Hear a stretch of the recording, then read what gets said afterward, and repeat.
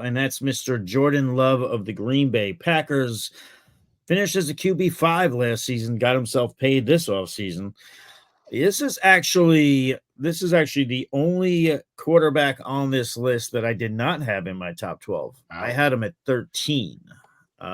Is that something? Can I see him getting back in there? Yes. It was between him and I had Jared Goff was in my top 12. He wasn't. I don't think he was in any of your top 12. I don't think. What, top 12? Jared Goff just in the back end, maybe. Whatever.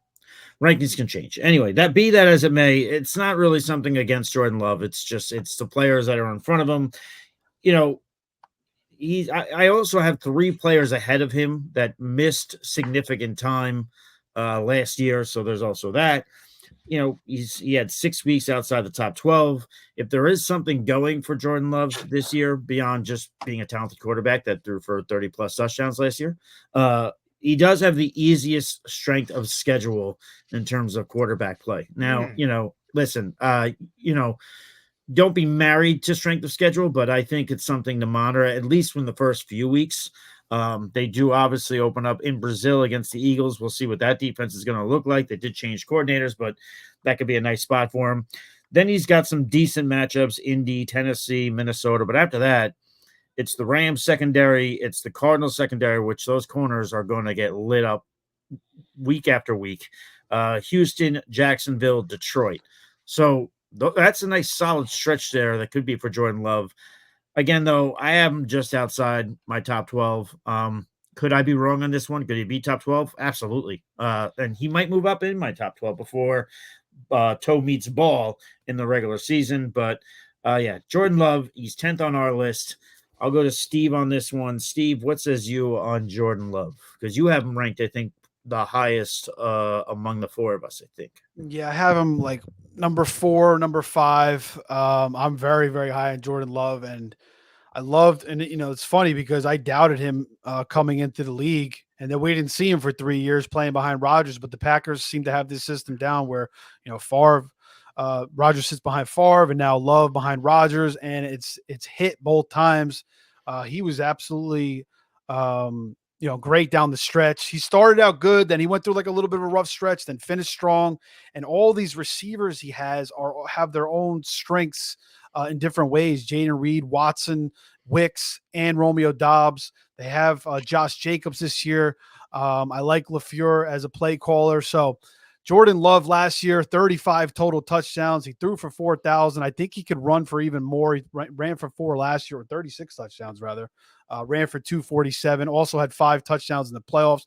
He lit the Cowboys up with those 4 receivers. They just could not cover them. I mean, they were just confused the whole game. That was like a shock to see that.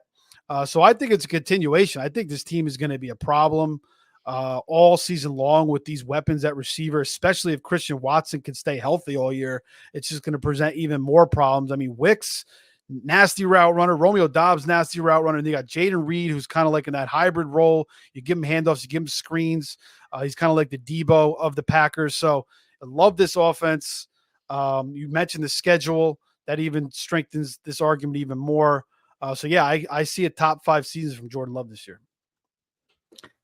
Yeah. Well, again, he's probably going to move up into my top 12 at some point before the season starts. So, what's that, Anthony? What do you? I was going to say, I like to be very accountable with some of my takes, and Steve probably remember this, how low and brutal I was on Jordan Love last year early on.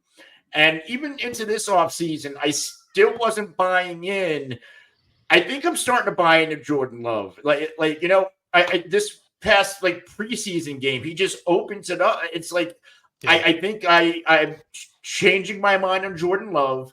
Now, some of his metrics, he needs to sharpen up some of his efficiency metrics. Yeah, but he'll sail a ball every now and then. He'll throw a shitty pass for sure.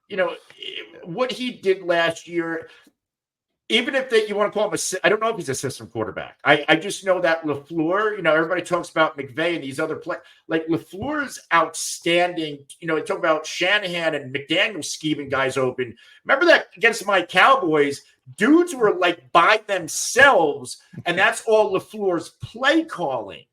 So, like, when you put all this all together, and now, like, the possibility that Christian Watson might stay healthy because of all the studies and the tests on his lower body, like, this could be, like, Jordan Love, like, he was quarterback 5 last year, and I said with some of these other guys, well, there were a lot of guys out. No, Jordan Love's a real deal.